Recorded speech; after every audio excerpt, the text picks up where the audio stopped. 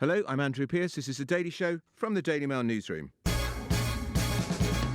Coming up, are the banks trying to wean us off money? Are they trying to create a cashless society? The Chancellor under pressure to do something about it in next month's budget. Vegans, they're demanding a fridge in the office shelf. What next? The government's finally unveiled its points policy for immigration. It's going to help if you can speak English and if you've got a good job to come to. Also, we're talking about the falling values of premium bonds and our investments. Not much interest being paid. More controversy on Love Island, of course. And the Sussexes, remember them, Harry and Meghan? They're no longer going to be able to call themselves royal.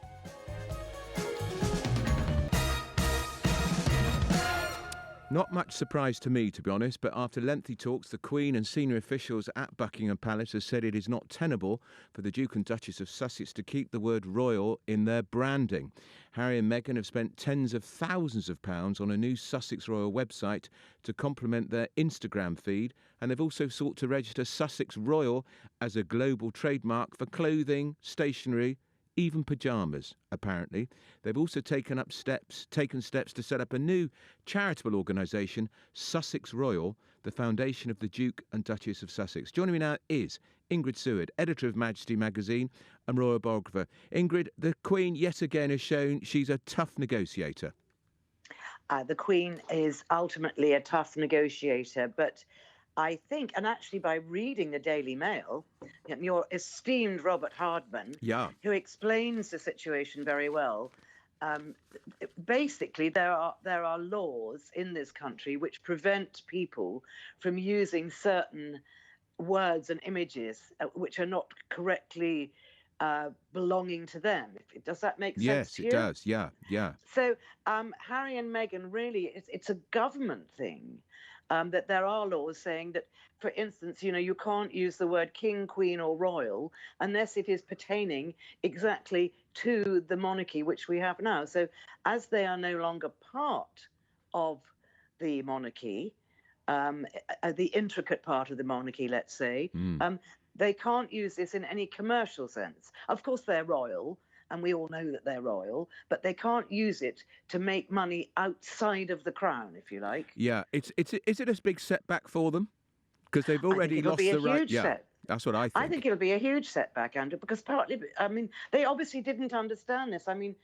Harry obviously didn't really understand this himself, or else he would have cautioned, or his advisors at the time, because he would have cautioned Meghan that this was something that they simply couldn't do. But of course it would have cost them thousands of pounds, especially with their charity that they're setting up, or they've set up, you say. And of course they're no longer allowed to use HRH either. They are almost just becoming Harry and Meghan Sussex. That's it. Well, HRH is a style, and they can use it. Of course, they are Royal Highnesses, but they again cannot use that in any commercial way. But, I'm not sure that it really, really matters, because Americans they practically think I'm royal, Andrew. So do I. They definitely think you're royal. I don't mean that to be derogatory to Americans, but, it's sort of quite British, all this. Yes, it is. Or very European, let's say. And I don't think, to them it's Harry and Meghan, and Harry and Meghan, a lot of Americans probably think that they're the king and queen. Yeah, you're quite. That's America. That's Ingrid Seward. She's editor of Majesty magazine. Great magazine. Do read it. Remember to tell your Alexa speaker to play Daily Mail News, and you'll get the latest newsroom live from Mail Plus. And at 5, you hear the latest Daily Show. Now, measures unveiled today by the Home Office are part of the biggest shake-up to border rules since we joined the common market back in 1973. Low-skilled immigration will be made more difficult under a points-based system, as free movement of people is consigned to history at the end of this year. Instead, EU migrants' chances of getting a work visa will now be the same as applicants from around the world. Applicants from the EU, of course, they have to speak English and have a job offer under these sweeping reforms. Joining me now is Harjat Bengal, who's an immigration lawyer, and he's the child of migrants who came to this country when they couldn't speak English. Harjat, what do you make of the changes? They're pretty much what going on in line with what the government wants to do and what they promised with Brexit. They promised that there would be an end to low-skilled migration with Europeans coming over here and working wherever they want. They've done that. They're going to end free movement, and they're going to subject European citizens to the same rules that people face when they want to come over from Asia, say America or Africa. And that's what they've done. It's not an Australian point-style system. Let's get that clear. It's the existing points-based system, which we already have since 2012, with a few tweaks. Right. So they've rehashed that and rebranded that. Oh, it's not Australian, it's not Canadian in any sense. And it's pure British. Do you think it's going to work? I mean, the Home Office hasn't got a very good track record of controlling immigration anyway. Do you think this system is very cumbersome? Is it going to be very bureaucratic?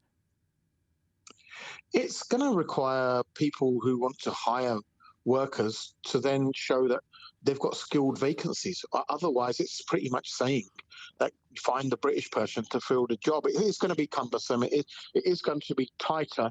Businesses have been used to free movement for the last 20 years of recruiting anyone who comes in from Europe to come in without actually any restrictions. So for businesses, it's definitely going to be a lot of paperwork, and a lot of businesses might not be able to fulfill the vacancies. Also, it might mean businesses might start paying more money and might start investing more in training. I saw a figure somewhere today in the FT saying that employers in this country have cut investment in training by 20% since 2004, when the Eastern Europeans started coming to Britain to live and work. Yeah, I think there's a sort of bigger game at play here. I think what the government's pretty much going to do now is look at the welfare system and try to reform that and make cuts into that and say basically, okay, the British public wanted to stop the Europeans coming here and taking their jobs and low skilled. We've done that. Now it's time to get off the benefits and to actually fill these vacancies. And employers, will rightly so have to pay the wages that British citizens want. But actually the main gripe of employers isn't about wages. The main gripe is that people say whenever they're interviewed for a job, the British people say, sorry, I can't work more than 12 hours a week because it affects my tax credits or it will affect my benefits. And if someone's getting £250 or £300 a week with a combination of benefits, then why would they need to go and work full-time for £250 a week as a cleaner? So it's the welfare system that the government will now look to reform and say, well, hold on, there will be an end to this system. Now you've got to go out and work. And we haven't got the Europeans anymore to fulfill these vacancies. The waitresses, the hotel staff, the cleaners in the offices, all of this can be filled by British people. All right, and if I could ask you just finally, Harjat, what do you make of the requirement that ministers have written in now that they want people who come here for a job, they've got to be able to speak English? I think that's, you're quite within their rights to request that in relation so that people can integrate a bit better and carry out their jobs a bit better. But people came from in the 40s, 50s, 60s, 70s, including my parents, didn't speak a word of English. My mum still doesn't. She worked in a coffee factory and, she brought me up. And now they're proud parents of solicitors, doctors, accountants. A lot of people from BAME communities, their parents didn't speak English. And a lot of people from Europe didn't speak English. But now they're here. They can learn English when you're here. I mean, the reverse would be how many Brits learn to speak Arabic when they go to Dubai to work, or learn to speak Hindi when they go to India to work, or when they go to Spain to work. And it's not a prerequisite that in order to work in a factory, you need to speak English. So, I mean, for this sort of thing, I think they might need to relook at that, and you might upset a few people with that. However, the whole thing about Brexit is we now can dictate what we want in our immigration policy. I mean, this is a requirement. This is a requirement. All right, that's Harjat Bengal. He's an immigration lawyer, and his parents, as I say, came here in the 60s and couldn't speak English. He's done all right, hasn't he? Now, if you enjoy The Daily Show, please subscribe to us and leave us a review on Apple Podcasts, Google or Spotify, and get in touch by emailing me at dailyshow@mailplus.co.uk or follow us at mailplus. Now, vegans have called on bosses to shake up the workplace, including separate food areas in office kitchens. The Vegan Society has published new guidelines in a booklet after a judge's landmark ruling that ethical veganism is protected by law against workplace discrimination.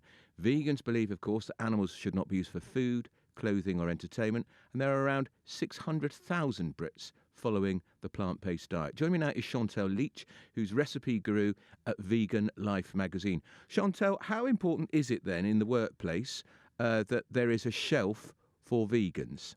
Why do they need one? Obviously, I'm speaking on behalf of the majority of vegans here. Yeah. It's very important because we have gone out of our way in lives to make a positive change, and that means we've changed our eating habits to a plant-based diet, and we all focus our daily routines around food, don't we?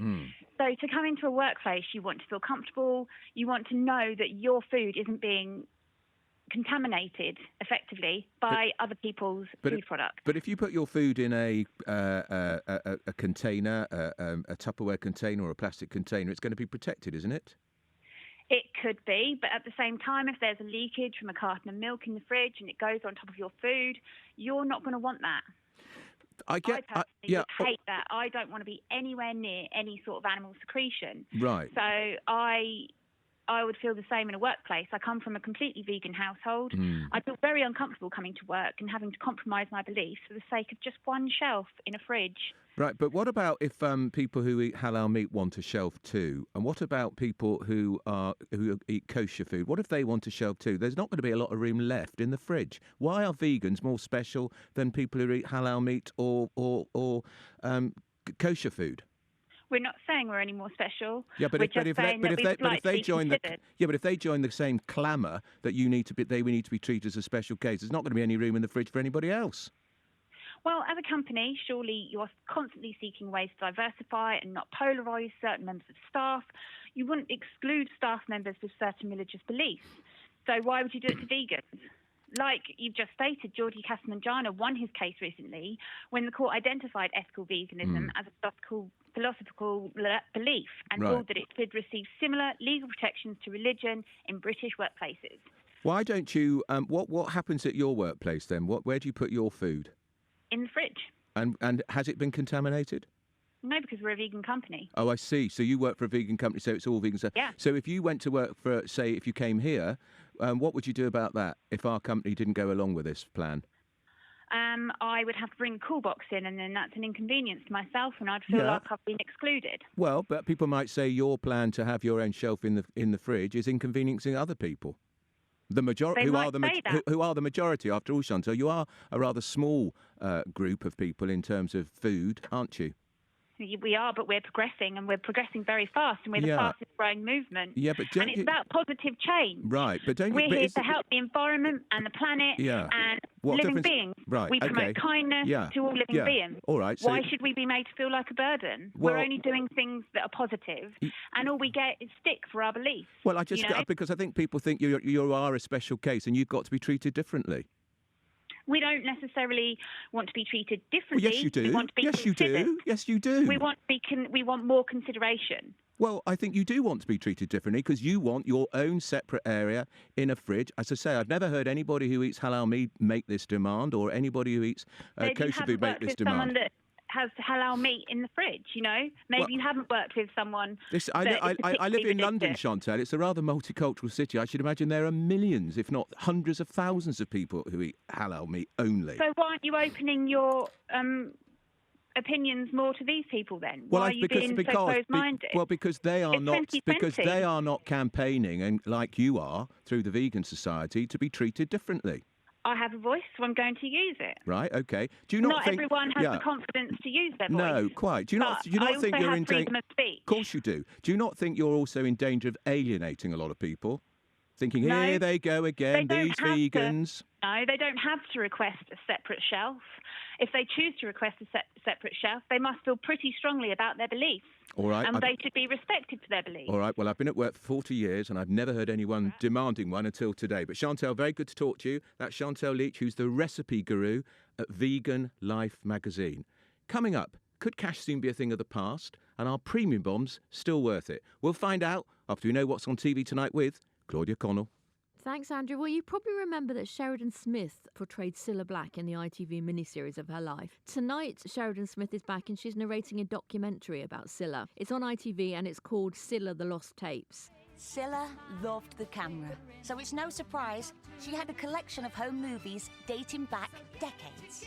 We all think we know Scylla the star, but behind the scenes, she was so much more. After her death, Scylla's family discovered a series of tapes when they were cleaning out her home. And there's a lot of previously unseen footage, and we can see some of it on TV tonight. It's a video diary, really. There's lots of great stuff of her on holiday, of her hanging out with her celebrity friends, but also some scenes of her talking really movingly about her struggles to cope after she lost her husband, Bobby. So it's just a chance to see some lovely footage of a really sort of big, missed personality. And, you know, talking of big personalities, Harry Redknapp is on ITV tonight in a new reality series called Harry Redknapp's Sandbank Summer. Sandbanks, home of big shots, billionaires, and this man. Pull your pants up. This ain't Southend, you know. He's a former football manager, Harry Redknapp, and you may remember he won I'm a Celebrity, Get Me Out of Here about 2 years ago.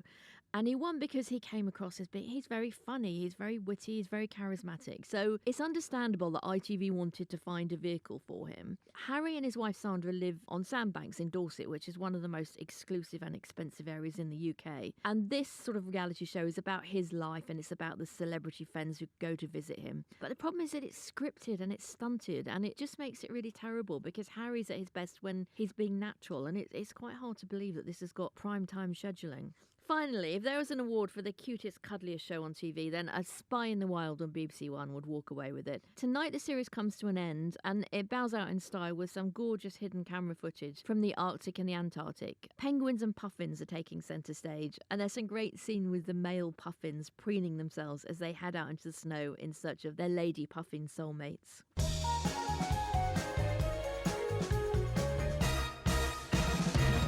So thank you very much, Claudia. Now time for our regular city update with Ruth Sunderland, business editor at The Mail. Coronavirus, more trouble.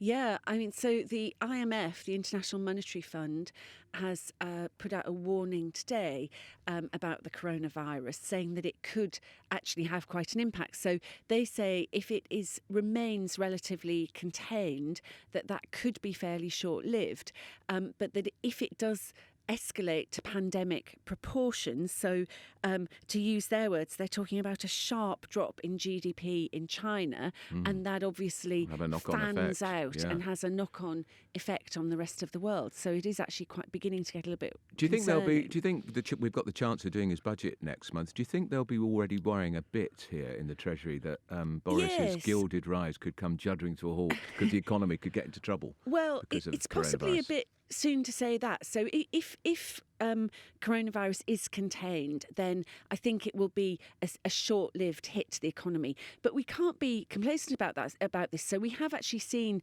some warnings from companies. HSBC, which, as you know, is a very big British bank, but also has extensive operations in Asia, has said that coronavirus could have an effect as far as it's concerned.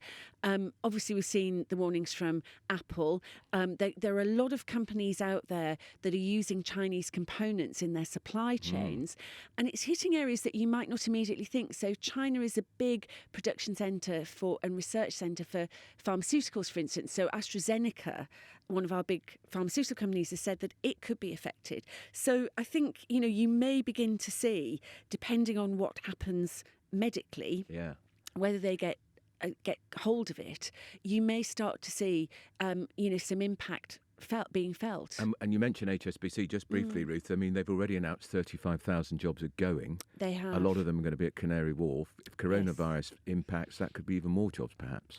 Well, it might well be. I mean, it's certainly not good news for HSBC. Their profits were down by a third, which is huge. So they can't afford any random things. But it just goes to show, really, that this virus came out of the blue. Just at the New Year, we had no idea that this was coming, and at a time when the global economy and the UK economy are not exactly, the UK economy is not fragile, but it's not booming. Just how tricky this is, how thin a margin. And you look at an economy like Germany, for example, which does a lot of trading with China, it's absolutely the last thing that Germany wants. They're already suffering. Their manufacturing industry has been going through a bit of a hard time. So I think, what the IMF has been warning about is the world economy is a little bit on the fragile side, and really you can't afford for this kind of thing to be happening. All right, that's Ruth Sunderland. She's business editor at The Mail. Sports editor Mark Paget's here. Chief Executive of Manchester City. He's spoken out. That's right, Andrew. Yeah, Ferran Soriano, first time he's spoken since last Friday. Where's he from then? What Spain. country's that? Spain, right? Yeah. So Man City banned from Champions League last Friday. This is the first time someone senior at the club has spoken out. Basically, these allegations are false, absolutely made up. We'll fight them with all our might, and we'll go to Court of Arbitration of Sport. We expect to win, and we expect to have it sorted out by the summer. Just remind me, Mark, what they've done wrong. And I know they've got a fine of about €30,000, haven't they? That's right, huge fine, and also basically cooking the books. Yeah, the ban for 2 years. Yeah, and it's basically stuff like Etihad Airlines are supposed to sponsor them to the tune of 70 million or so, but the allegation is that 70 million is coming from Sheikh Mansour, the Abu owns the Dhabi company. Exactly. And stop the press. Deontay Wilder. This is the war of words with that awful Tyson Fury. Tyson Fury. Yes. He likes fish and chips, does he? That's really? Right, exactly. He didn't know this until today, but he came over here 8 years ago and fought the hapless Audley Harrison, hammered him in one round, but struck up an unlikely friendship with 4 or 5 lads who run a fish and chip shop in Batley. He then came and officially opened it, flew over from America a couple of weeks later, opened this takeaway, stayed friends with them, describes them as his brothers, loves the Brits, loves being in Britain. Even more reason for us to root for him, perhaps, over Tyson. I certainly don't want that horrible Tyson to win. Now, finally, England versus Ireland on Sunday. That's rugby, isn't it? That's right. That's going to be the big one. Six Nations Showdown this Sunday. So Eddie Jones has been quite monosyllabic in his press conference today, but the Ireland camp have brought in Bono of U2 fame, and so he's been doing some sort of motivational speaking this week on what it means to be Irish and come on, beat England, you're Irish. And did he arrive in his private jet? The man who preaches about environmental damage in his private jet. And how much love he has for Ireland, how much has he actually spent in that time in Dublin? And how much tax he doesn't pay in Ireland, because he's a tax exile, I think we'll find. I think we've written about that. Another good reason to cheer on England. Exactly. Are we going to win that one? England will beat Ireland, yeah. I think you said Liverpool were going to win last night as well, didn't you? I did actually say Liverpool would win 4-2 over 2 legs. And so there's still time. So they lost one. I didn't. So it's 2 legs. So, Mark Padgett, he's still here. He thinks he's going to be right. Now, if you want to get in touch, you email me at dailyshow@mailplus.co.uk. Of course, you follow us at MailPlus. Now, campaigners have called for the new Chancellor, Rishi Sunak, of course, to save banknotes and coins. This is following the Access to Cash review last year. They say there needs to be laws to prevent the cash system collapsing within a decade. They want Mr. Sunak to take action in that budget, which we now know will be on March the 11th. The Treasury says it wants to ensure everyone who needs cash can access it. Joining me now is Adam Taylor from the Access to Cash Review. Adam, why do you think banks, well, we know why the banks do it, they don't want to have to keep filling up these free cash point machines, do they? Well, I think it's a little bit more complicated than that, Andrew. I think our own experiences 10, 20 years ago, cash was very much king, whereas actually now, particularly contactless payments on the tube, but people paying for things online, cash itself has become, well, actually the decline of cash it's halved in use over the past 10 years. And actually in the next 10 years, we forecast it to be around 1 in 10 payments. So if fewer people are using bank branches, fewer people are using ATMs, then it's problematic, because actually the businesses, the banks that are running these machines are there to make money. So if no one's using them, then what happens is they get removed or they go charging. And that is problematic for those who do rely on it. And for the banks, will it save them money if we stop using cash? Almost certainly. So there is a drive to use contactless payments or to do things online, because frankly it's much cheaper. But they are commercial businesses, and if you look at traditional high street banks, they are competing against some of the new challenger banks that have no branch network. They're entirely online, entirely on your app. So actually, we don't necessarily blame the banks. It's just this is being led entirely by commercial decisions, and we're saying that there are millions of people out there who rely on cash, whether it's the fact that the broadband in the middle, if they live in the middle of the country, is poor, or the fact that actually if the Russians hack into the payment system, what's the backup? Cash is the only alternative. So Adam, I've got to ask you this: how much cash have you got on you right now? I have prepared. Now, I do live in South London, but I am a Yorkshire lad, so I do keep. I shouldn't say I keep money in the house just in case, but I keep a tenner on me just in case. But I'm like most of the people. I do day-to-day stuff using my debit card or my credit card, but cash itself, I know my mum and my dad are very much use everything in cash. So it is different for different types of people. Of course it is. That's Adam Taylor from the Access to Cash Review, who wants to enshrine access to cash in law. He's got a tenner on him. Now, millions of savers are in pretty dire straits after National Savings and Investments announced sweeping rate cuts. The Treasury-backed savings giant is to slash rates on more than a dozen products, including products like premium bonds. Experts say the government needs to act urgently to reignite this nation's savings habits, as many be wondering where to shelter their nest egg. Now, joining me now is Ben Wilkinson, who's Money Mail's deputy editor. So, Ben, have you got all your cash under the mattress? No. I have a bit of money with premium bonds, Dennis and I. I think it's not a significant amount, but like the 21 million people who have them, I want to be in a chance of winning that £1 million prize every month. But they've taken out a lot of the prizes, so they've made it more difficult to win. That's right, yeah. So I think the odds have fallen from 1 in 24,500 to 1 in 26,000. Blimey. But wouldn't you think they would be trying to make it more attractive by offering more prizes? This is the thing. The NS&I's hands are tied because it's not supposed to compete with the commercial banks, and it's also only allowed to raise a certain amount for the government, for the public purse. So it has to react to the market, and we've seen commercial banks slash rates for the last 12 years. So it's really had no option but to follow. Okay, suit. now Ian Duncan Smith, the former Tory leader, wrote in the paper today. He had this to say.